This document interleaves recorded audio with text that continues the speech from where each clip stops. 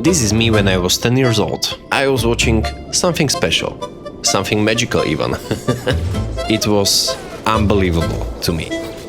I tried it at home, but nothing happened. And when I was getting really close, then I heard. Don't you have practice? For many years I played hockey. I gave it a lot of time. Early mornings and training. That's my favorite field. It's yellow. But I was never good at it. I told myself many times I enjoyed it.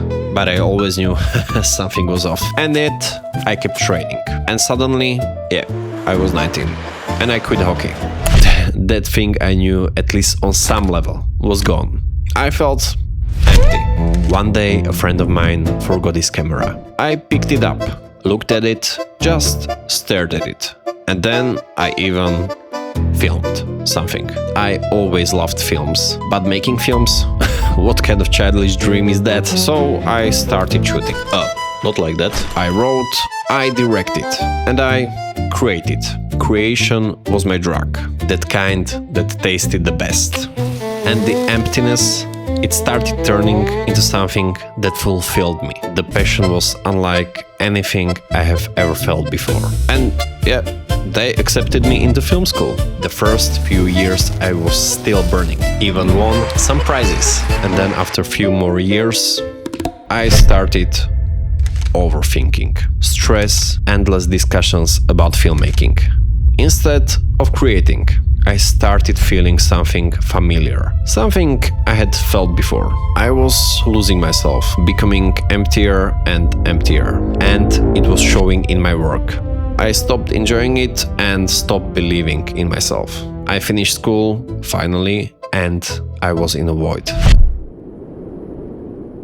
I needed a pause, and then I pushed myself into something I had tried many times before. My first YouTube video. And the response? The emptiness began to fill. I don't want this video to be like, do what you love. Not at all. I want it to be, do what you love because it shows. Don't convince yourself that you love something when you don't. People can see when you're not into something. It comes with everything you do. And when you don't enjoy something, it's really hard to be good at it, because you don't have that spark. In my case, the mistake was that I kept convincing myself that hockey is something that I love. And people would ask me if it's something that I actually liked. And I said yes, of course, but I was too scared to say that I didn't, because I didn't know anything else. But when I discovered filmmaking, man, the fire was big. In a short time, I learned how to hold the camera, how to edit, and how to direct someone, and I loved it. I looked forward to every shoot, and I was having the time of my life. I wasn't stressed at all. And in the editing room, I couldn't wait to see what I had captured. I was eager to create. And then film school happened. And first few years were great. I loved every second of it. I was happy that I was around people that loved filmmaking as much as I did. But then I started feeling the same thing that I felt before. I started questioning my own abilities, and I was wondering if I'm actually good at this. And that's a dangerous place to be, because when you stop believing in yourself, people see it, and it shows in your work. With every short film that I made, I ran into same problems. Location, compromises, actors, people who told me they loved filmmaking, but the moment you wanted something different from them, big egos. So what was it? Was it the burnout? I don't think so. I loved filmmaking, and I still love filmmaking.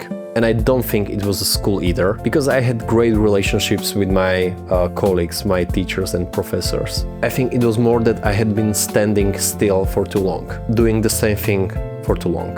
Change is necessary. And don't get me wrong, getting into film school was never given. I didn't even get in on my first attempt. I spent an entire year dedicated to studying and learning and perfecting my craft. But 5 years of doing more or less the same thing was exhausting. And that's completely normal. I still have to tell you one more story. One famous director, Paul Thomas Anderson, left film school after 2 days. I walked into a film class and it was was about screenwriting. And this guy, the opening line was, you know, if you're here to write Terminator 2, just leave now. And I thought, well, that's terrible. There could be a kid in the corner there that wants to write Terminator 2. That's his vision. That's his movie. That's what he likes. Everyone has their own path. With YouTube, I felt something different. Freedom, no bureaucracy, no compromises. No one to ask permissions. That's a big one. Just me saying what I actually want to say. So I would rather do this, make films the way I want them to be, share ideas that actually mean something to me, than go through channels that don't feel right and just for the money. And I want to love this. And as a matter of fact, I love this. That's the kind of filmmaker I want to be. I want to make magic, film magic. That's what it was always about.